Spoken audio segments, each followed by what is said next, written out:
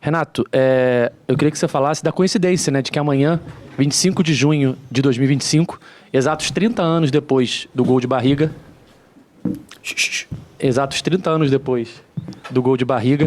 você estará em outra decisão com o Fluminense, né? Naquela vez para ganhar o título carioca, agora para tentar uma classificação para as oitavas de final do Mundial. Queria que você falasse um pouco dessa coincidência e como que você preparou o seu time para enfrentar o Mamelodi. Bom, como você mesmo falou, né, uma coincidência boa, né? Lembranças boas.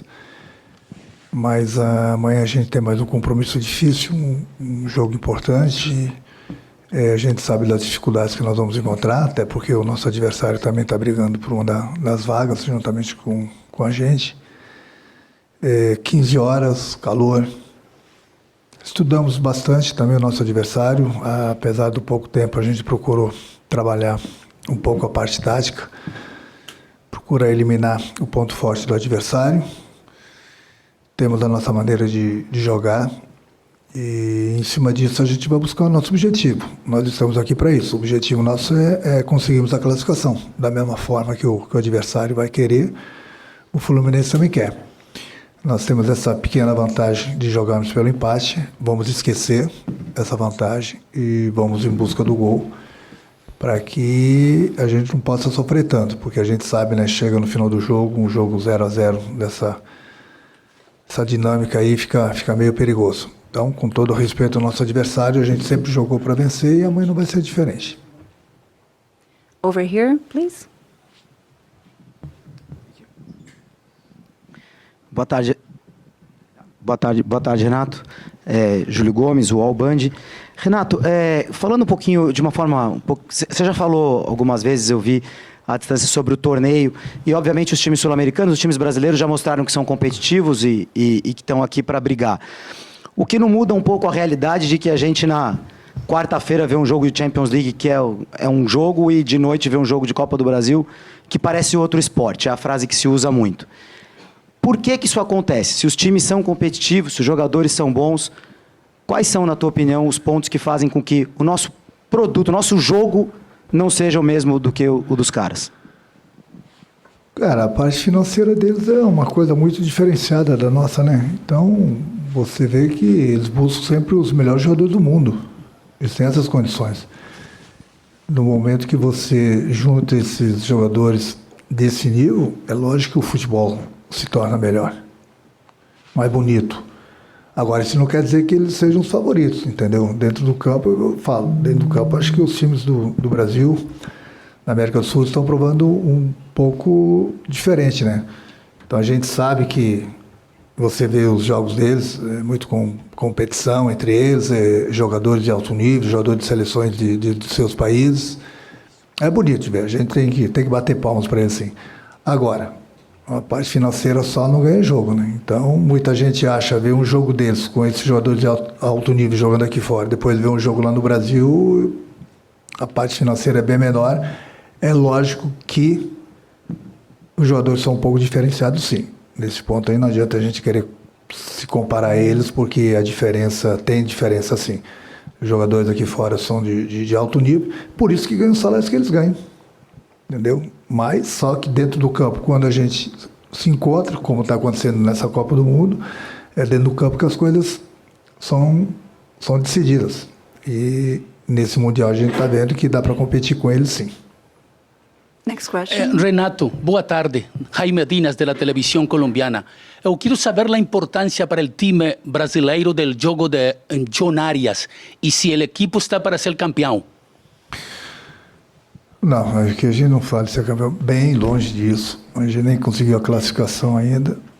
A gente vai procurar, de todas as formas, conseguir essa classificação no jogo de amanhã, mas a gente sabe que é bastante difícil. Mas o objetivo é esse. O Arias, o primeiro ano, ele teve um pouco de dificuldade no Brasil. Depois ele começou a jogar todo o futebol dele, tem nos ajudado bastante. É um jogador diferenciado.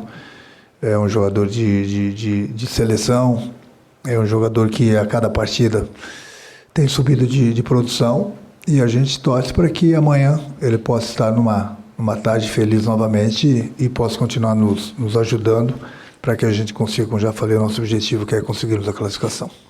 Renato, boa tarde. Roberta Barroso, da ESPN. Ainda falando sobre o gol de barriga amanhã, essa comemoração, o quanto essas lembranças também ajudam a você a incentivar o time? Foi uma época muito marcante. Como é que você pode usar essas lembranças para incentivar o time para o jogo também de amanhã? Obrigada. Sim, muito bom o teu comentário, a tua pergunta. A motivação que eu falo para os meus jogadores, eu falo para eles, olha, se eu fiz história com gol de barriga, eu entrei para a história do clube, o jogador de futebol ele entra para a história do clube ganhando títulos. Então essa é a motivação deles, essa é a motivação que eu passo para eles. Não adianta às vezes você joga 4, 5, 8, 10 anos no clube e você não ganha nada, você não fez história naquele clube. Você vai fazer história no momento que você der a volta olímpica, no momento que você botar a faixa no peito. Então essa é a motivação que eles têm. E esse papo praticamente tenho com eles todos os dias. O jogador de futebol ele tem que ter esse pensamento de sempre querer ganhar, sempre respeitando o adversário, obviamente, mas ele não pode se acomodar, de repente, com derrotas. E nem pode se acomodar somente com vitórias. Ele tem que, a cada partida, buscar sempre vitórias, procurar sempre ganhar para ganhar títulos e, como já te falei, entrar para a história do clube. Renato, Bruno Cortes, Grupo Globo. Renato, acho que o comentário geral, e o seu também, depois dos 2 jogos, foi de que, apesar da vitória com o Sam, teve um momento ruim do Fluminense ali, que você não gostou, e apesar do resultado com o Borussia ter sido um empate, foi um jogo que o Fluminense realmente foi dominante. O que traz de lição para esse jogo, dessas 2 partidas, mesmo um jogo sendo vitória, não foi tão bom assim, mesmo um jogo sendo empate, em que foi muito bem o Fluminense? Por causa da concentração, por causa do foco no trabalho. É isso que eu trabalho muito eles. É isso que eu cobro muito deles, é isso que eu passo todos os dias para ele. Você tem que estar focado no teu trabalho. São aqueles 90 minutos, um pouquinho mais, e você tem que estar ligado naquilo que está acontecendo no campo. Porque no momento que se você se desliga no futebol com 10 segundos, 5 segundos, 30 segundos, a coisa acontece. E foi o que aconteceu depois da nossa parada técnica, nos últimos 10, 12, 15 minutos do primeiro tempo. Nos acomodamos e tomamos a virada. E poderia ter sido pior. Poderia hoje a gente, de repente, nem estar, quer dizer, fazendo o último jogo, não valendo nada, ou mesmo precisando da vitória. Então nós conversamos, e serve sempre isso de exemplo, serve as coisas boas, porque às vezes você vence, você ganha a partida e esconde os erros da equipe. Mas, para mim, esses erros não são escondidos. Esses erros eu cobro do grupo, que é meu trabalho. E eles sabem disso também. Eles sabem que esse mole a gente não pode dar. Desde que eu cheguei, em todos os grupos que eu trabalho, eu falo exatamente isso. Você tem que ficar focado no teu trabalho o tempo todo. Eu até dou exemplo, que no momento que ele apita, a coisa vai acontecer. E no momento que ele não apitar o final do jogo, a coisa vai acontecer também. Contra e a favor. Se você está focado no teu trabalho, você vai evitar que a coisa aconteça desfavorável. Agora, no momento que um jogador, 2 jogadores, 3 jogadores, ou mesmo time, se desconcentra, aí a coisa acontece.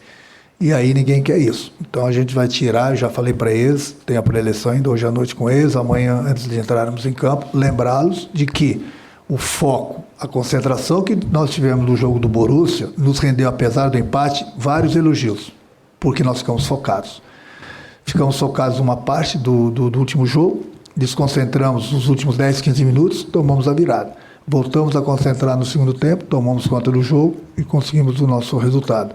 Agora, nem sempre isso vai acontecer. Nem sempre isso vai acontecer. Então, por isso que a gente não pode dar mole num jogo, principalmente num jogo decisivo como esse de amanhã. Renato, boa tarde, Vitor Léo, Jornal da Capital 1902. A gente vai ter um confronto de 2 equipes que gostam muito de jogar com a bola, de ter a bola. Você gosta que a sua equipe tenha posse? O Mamelodi também é um time que trabalha muito a posse, é um time que arrisca saídas, é um time que joga futebol também. Dentro daquilo que você estudou em termos de estratégia, o que a gente pode imaginar? É o Fluminense tentando ter mais controle no meio, retomando talvez, dentro daquilo que você pode falar, evidentemente, tendo 3 jogadores ali como volantes, povoando um pouco mais o meio. Como é que você está projetando esse confronto em termos estratégicos? E se você já definiu se na frente joga Cano e Everaldo? Imagino que você não vai falar, mas talvez já tenha definido. E na estratégia. A estratégia está pronta. O time está pronto. Entendeu? A tua pergunta ela é válida, mas aí vocês vão saber 1 hora e meia antes da partida quem vai jogar, de que maneira nós vamos jogar. O que eu posso te falar é que nós estudamos bem o adversário, nós sabemos das qualidades do adversário. Mas um ponto crucial que vai ser para os dois times amanhã é da mesma forma que eles gostam da bola, nós também gostamos, por causa do calor, né? 15 horas, imagina. Então, é quase que insuportável um calor desse. Então, o time que tiver mais a posse de bola pode ter certeza que vai se desgastar menos e é uma vantagem que se tem na partida. E essa vantagem nós temos que ter inteligência suficiente para valorizarmos a posse de bola para que a gente possa cansar mais o adversário. É isso que eu posso te falar em termos da tua pergunta. Renato aqui, Sharon Praz do Lance. Queria te perguntar sobre o Everaldo, que tem agora sido alvo de muitas críticas por parte da torcida, principalmente. O Freitas já passou por isso e nesse Mundial todo mundo tem elogiado muito a evolução dele. Queria que você falasse um pouco sobre as conversas que você tem com o Everaldo, como tem sido isso entre o time. Sim, eu acho que o mais importante de tudo, hoje mesmo tive outra conversa com ele, o mais importante de tudo é aquilo que eu passo para o Everaldo. São situações que perante o torcedor, às vezes um jogador ou outro, e você mesmo citou o exemplo do Freitas, e ele está fazendo um grande mundial, que daqui a pouco ele vai cair nas graças da torcida. Hoje, ele não está fazendo gols, mas ele, taticamente, ele tem sido muito importante para o nosso time. A entrega dele dentro do campo, entendeu? Está me deixando feliz. Tem ali na frente, tem ele, tem o Cano, joga um, joga outro, não tem problema, daqui a pouco joga uns dois, daqui a pouco sai um entre o outro. O importante é o torcedor dar força pro Everaldo. Daqui a pouco ele chegou no Fluminense fazendo gols, então ele não desaprendeu. Sempre tem aquela, e não é a má fase dele, mas todo jogador tem aquela má fase que daqui a pouco a bola não entra. Eu posso citar vários jogadores famosos aqui, muito acima da média, que ficaram vários jogos, se eu não me engano o Gabigol ficou acho que 8, 10 jogos no Flamengo, quando ele está no Flamengo, sem fazer gol também.